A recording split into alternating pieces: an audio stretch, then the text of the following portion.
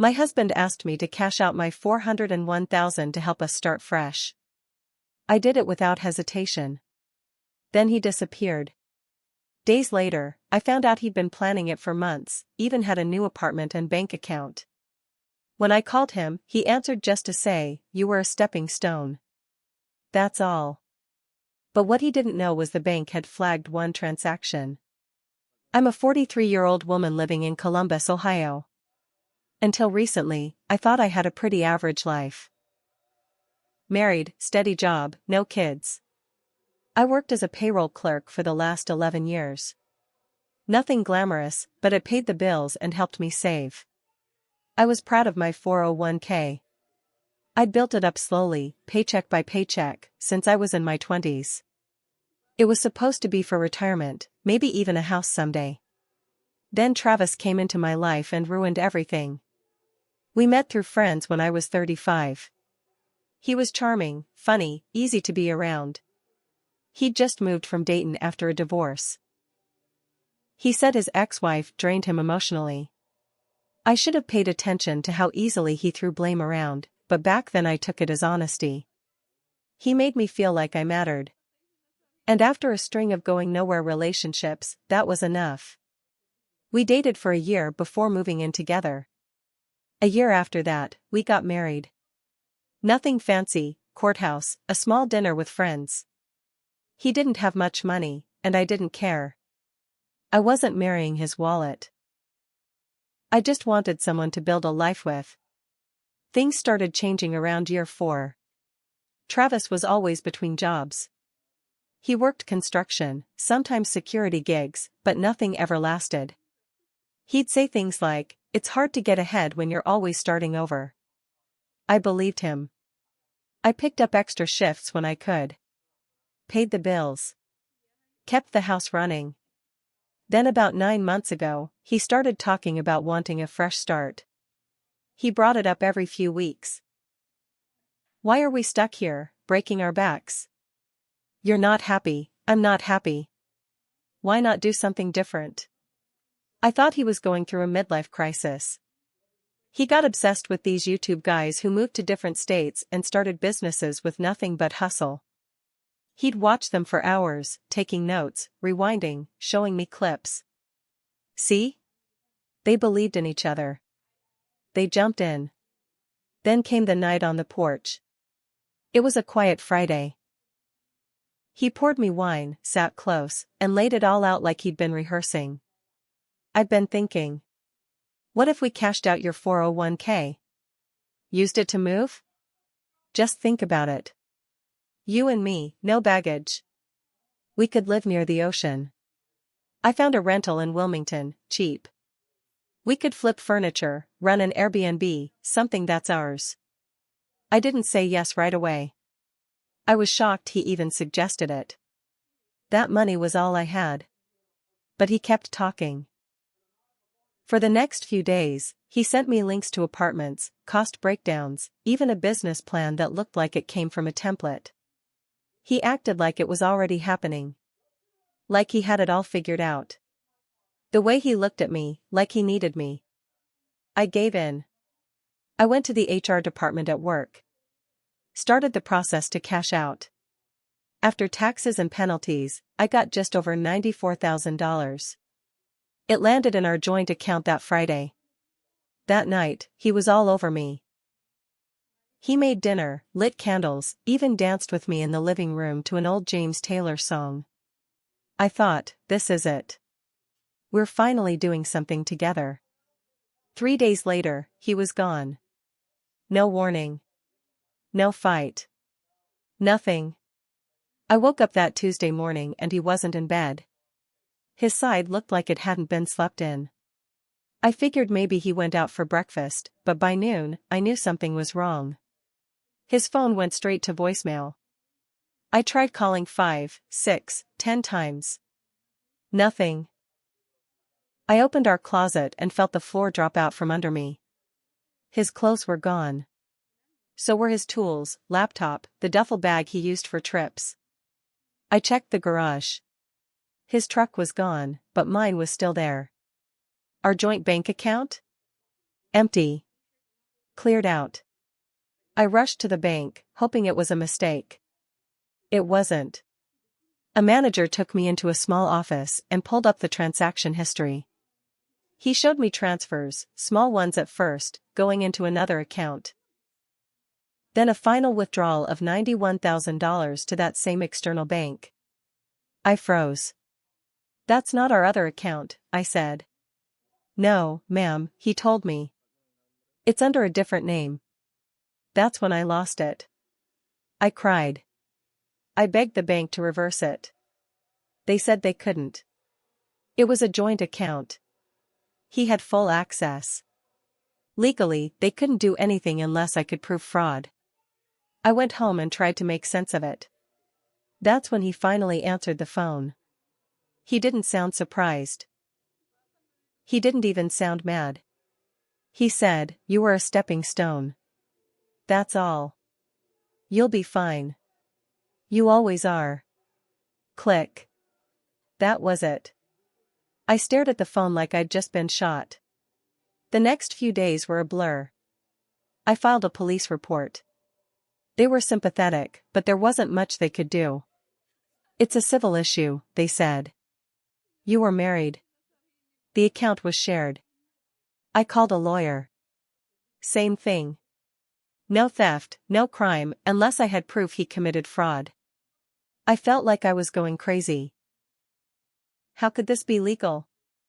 But then, something happened. I got a call from the bank. A different department, compliance or fraud prevention or something. A woman named Sharon told me one of the transfers had been flagged. She asked me if I knew about a business called T&M Concepts LLC. I didn't. She said Travis had been routing money through an account under that business. But the business was registered to both our names. "You're listed as a co-owner," she said. I never signed anything. That's when it clicked, he'd forged my signature. Set up a fake business. Used it to apply for a line of credit and move money around. Sharon gave me the info I needed. I hired a forensic document guy. He confirmed it, my signature was copied from an old lease we'd signed years ago. The slant was wrong. The loops didn't match. He even pointed out how Travis had traced over some letters. It was amateur, but good enough to fool a bank. I took it to the police. They reopened the case. Then I went deeper. I pulled my credit report. There were things I didn't recognize: an old SBA loan, a P.O. box in his name, business credit cards. All tied to that fake LLC. He'd been building this setup for months. And then I found her. Her name was Vanessa. She lived in Miami. I found their lease online. They were set to move in together the same week he disappeared. I found pictures of them, vacation shots, dinner dates, all while he was telling me he was looking for jobs. I lost it. I filed reports with the IRS, the Attorney General's office, and the SBA. I gave them everything: signatures, emails, proof of forgery, the fake loan, even screenshots from Vanessa's public social media. Then I waited. Weeks passed. Then I got a call. They were investigating him for wire fraud, identity theft, and tax evasion. Apparently, mine wasn't the only forged name. There were 3 other women, similar stories. But none had the paper trail I did. Vanessa? She turned on him instantly. She didn't even know he was married. She gave the investigators access to his laptop and emails. That cracked everything open. Travis was on the run. But he wasn't careful. They caught him trying to sneak into Florida using a fake ID. He had over $5,000 in cash and a duffel full of burner phones and fake business cards. When they arrested him, he didn't say a word. I've seen pictures of his booking. He looks older. Tired. Scared. I went to the first court hearing. Sat in the back. He didn't even glance at me. But I'll be at every one until this is over. I thought the worst part was over. That after he got arrested, maybe I could start healing. But what I didn't realize was that the legal mess had just begun, and Travis wasn't done trying to screw with me. A few weeks after his arrest, I got a call from a woman named Tracy. She said she was his legal representative. Not a lawyer, some kind of paralegal turned consultant he'd hired before the arrest. At first, I thought she was just checking details for court, but then she said something that made my blood run cold. "Travis is preparing to file a civil claim against you," she said. "He's alleging emotional distress, defamation, and unlawful interference with his personal property." I actually laughed out loud. "He stole from me." She didn't care. "You went public. You shared screenshots of his information online. He's claiming damages." It was true. After I found out about Vanessa and the fake businesses, I posted a long Facebook post with pictures and documents. Friends had shared it. It got around. I never expected him to use that against me. I hung up the phone and called my lawyer. He said it was likely just a scare tactic, but that we needed to be ready. If Travis wanted to drag this out and play the victim, he'd try anything. And sure enough, 2 weeks later, a civil complaint showed up at my door. He was suing me. I was stunned. The same man who emptied my bank account, forged my name, lied to my face for months, was now saying I ruined his life. I sat on my kitchen floor holding those papers and just started shaking. I felt like I was trapped in some alternate reality where nothing made sense. But I wasn't backing down. We filed a countersuit. My lawyer was smart, calm, focused. He helped me gather everything: emails, texts, statements, proof of the forgery, bank records. But while prepping, he noticed something odd in the SBA documents. Travis had used not just my identity, but my mother's. My mom passed away in 2016. Somehow, he had her social security number. I had no idea how. When I confronted him in a court hearing hallway, he just smirked. "You left her old tax stuff in the garage. You should have shredded it." I saw red. I screamed at him right there in the courthouse hallway. Guards had to pull me back. He just stood there, smug, like he'd won something. That's when I knew this wasn't just about money for him. It was about control. Power. He wanted to watch me unravel. But he overplayed his hand. Because that detail about my mom? That crossed into federal territory, again. Elder fraud. Even though she was gone, using her identity for loans raised the charges. The feds amended their case. Now he was facing a possible 15 years if convicted on everything. Still, the civil suit dragged on. Travis's paralegal Tracy kept trying to delay court. Filing extensions.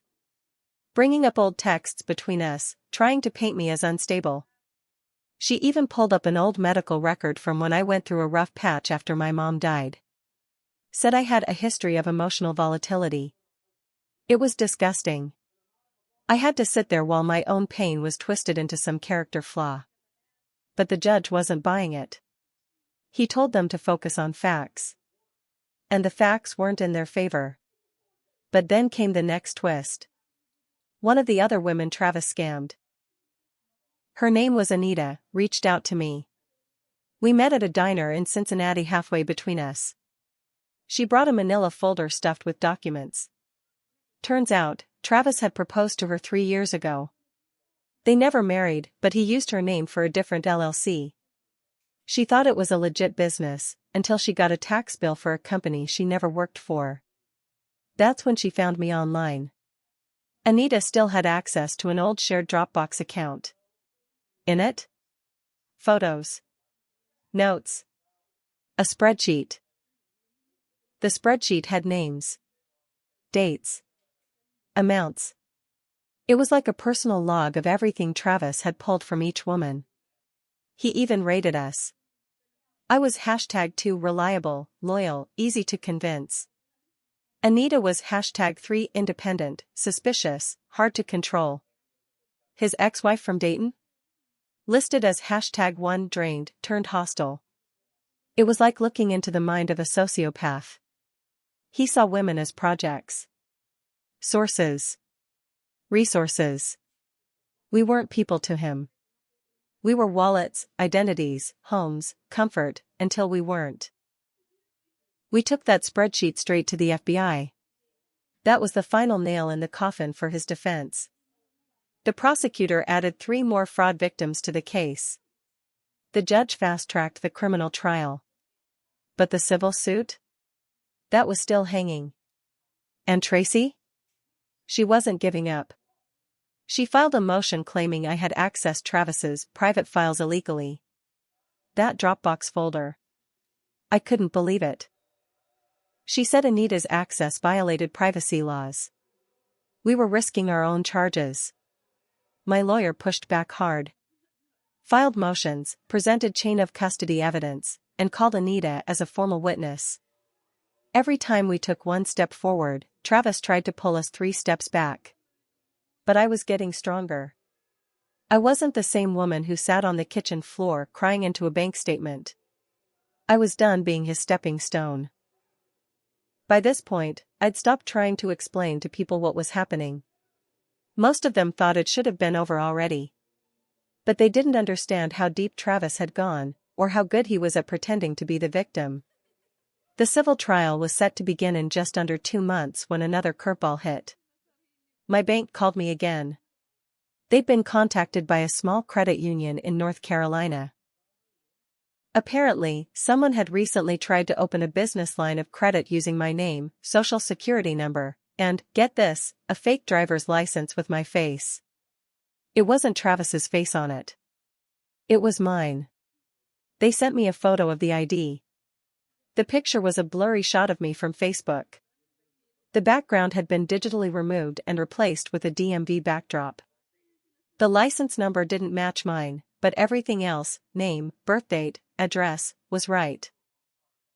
I remember staring at that photo and feeling sick.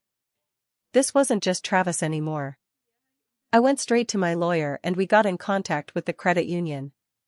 They told us the person who tried to open the account was a woman. Late 30s. Blonde. Wore a mask when she came in, said it was for health reasons. Left as soon as they asked her for additional ID. It had to be Tracy, his so-called legal assistant. She had access to all of his files. She'd filed court motions with my name. If she was working with him, and not just for him, then he wasn't acting alone. He had help. Someone who knew the legal system and how to skirt around it. So now I had to file a second fraud report. This time, with the FBI's Identity Theft Division. They took it seriously. The photo ID, the bank application, it showed intent. It showed an active attempt to steal again. But the question was, why? Why was Tracy risking this? She wasn't dating him. There was no romantic angle. At least, not that I knew of. I finally got the answer from a random email that showed up in my spam folder 3 weeks later. It was from a burner Gmail account. 1 sentence. Check the Florida bar records, Tracy M. doesn't have a license. Never did. I dug hard. Her full name was Tracy Miles. Not a lawyer. Not a paralegal. Nothing. Just someone who had worked as a temp in a law office 5 years ago. She'd faked her background, built a portfolio of legal-sounding paperwork, and used that to represent Travis. I brought this to the judge handling the civil case. It blew everything open. The judge put a freeze on all civil proceedings. He issued an emergency review and subpoenaed her communications with Travis. A week later, the court received over 400 pages of emails between them.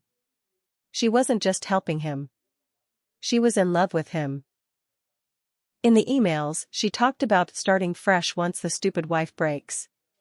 She said I was stubborn and that if I didn't stop talking to the press and posting online, they'd burn everything down. She bragged about submitting fake evidence in my name to discredit me. That spreadsheet Anita found? Tracy had edited it. She changed the date stamps to make it look recent, but the original version dated back at least 4 years. Travis had been doing this long before I even knew him. The judge was livid. He issued a bench warrant for Tracy Miles. Turns out she'd fled. They found her in Jacksonville under a different name, staying in a cheap Airbnb. She had 5 phones and a laptop with over a dozen forged IDs in a duffel bag. Mine included. She was arrested on the spot. Now we had conspiracy charges. Identity theft. Obstruction. Wire fraud. Forgery. False legal representation. It was piling up. And yet, Travis still acted like he had a shot. In the next hearing, he asked to represent himself. He stood there in an orange jumpsuit and told the court he'd been manipulated by powerful women, that he wasn't trying to hurt anyone, and that this entire case was built on emotions, not facts. That was the first time I saw the judge laugh. But what came next made everything worse. Travis had secretly recorded me. Back when we were still married, he'd placed a small recorder inside one of the smoke detectors. It picked up hours of audio. Me on the phone, venting to friends, crying about bills, even talking about him. He tried to submit it as evidence that I was unstable and abusive. But the problem? He also recorded himself. He forgot to delete a conversation he had on the phone with Tracy. In it, he said, "She'll fold. Just let her crash. I've got all her passwords. If she runs to the cops, we'll leak the photos." I never sent him any photos. I never even posed for anything private. But apparently, he had installed spyware on my laptop months before he left. He'd been taking screenshots of everything. Emails. Notes. Journal entries. Even my online banking logins. He had control over my digital life, and I had no idea. The FBI added cybercrime to the list of charges. I stopped feeling scared after that. I was angry. Angry that I ever let this man share a bed with me. That I ever loved him. That I ever believed we were a team. Every day I walked into that courtroom, I walked in taller. Stronger. I knew the storm wasn't over yet, but now I wasn't facing it alone. There were 4 other women ready to testify. Federal prosecutors were building something bigger. Something solid. And for once, Travis couldn't lie his way out. The courtroom was packed the day Travis's criminal trial began. I wore a black blazer and brought a yellow legal pad, not because I needed it, but because I wanted him to see that I was paying attention to every single detail. He didn't look at me. Good. I wanted him to know I wasn't his victim anymore. There were 4 prosecutors. 2 FBI agents. 5 victims, including me. A full timeline of his fraud, 7 years of manipulation, forgery, identity theft, wire fraud, cybercrime, and obstruction. And now, with Tracy's involvement, it was clear that this wasn't just a man making bad choices. It was a full-on operation. Tracy sat 2 rows behind him, in her own jumpsuit. She looked hollowed out, gray under her skin. Her lawyer had advised her to cooperate, and she'd started talking. Not to help me. To save herself. She gave the FBI everything. Passwords. Messages. Even a flash drive Travis had hidden an event at a motel in Macon, Georgia.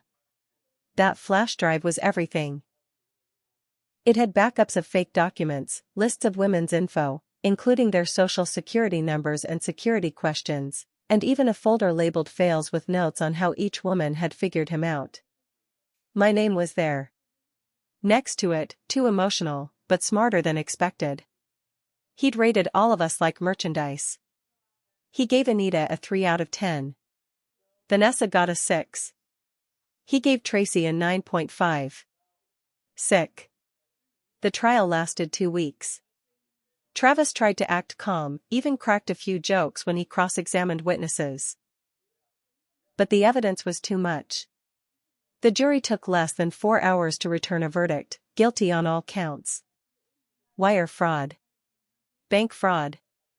identity theft, cybercrime, conspiracy, forgery, obstruction, even tax fraud from the forged SBA loan under my mother's name. The judge didn't hold back.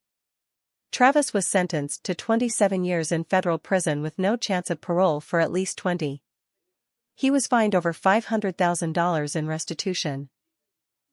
And because most of it was tied to forged accounts and criminal activity, all his fake businesses were seized and liquidated.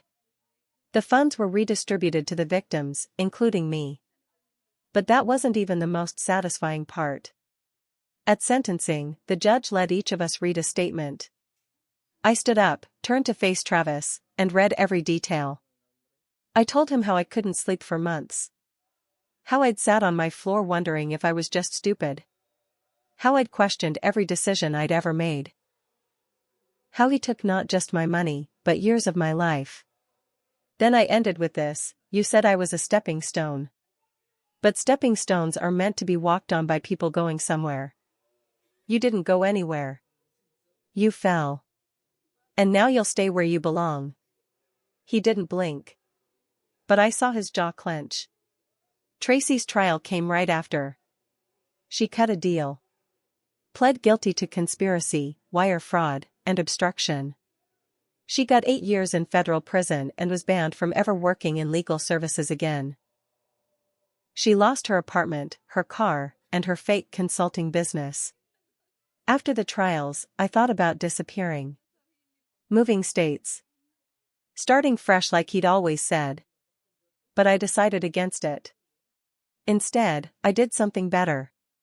With the restitution money I got back, just over $41,000, I launched a nonprofit with Anita. We called it Stone Step. It's a place where women who've been financially manipulated, emotionally abused, or targeted for fraud can get help. Legal aid. Counseling. Resources. We started small. Just a little office in Columbus with a volunteer attorney and a donation box. A year later, we had 3 staff members, a state grant, and were featured in a local paper. Our story got picked up by a bigger outlet. Women started emailing from across the country. Some of them even knew Travis. Some had been scammed by other men like him. It's been 2 years since the sentencing. I sleep well now. I don't look over my shoulder. I changed every password, bought a shredder, and rebuilt my credit from the ground up. People still ask me how I forgave myself. The answer is simple: I didn't make his choices. I just believed him. That doesn't make me weak. It makes him a liar. I never got my full retirement back. I'll probably be working longer than I planned. But I have peace. I have power. And I have the one thing he never thought I'd keep: my name.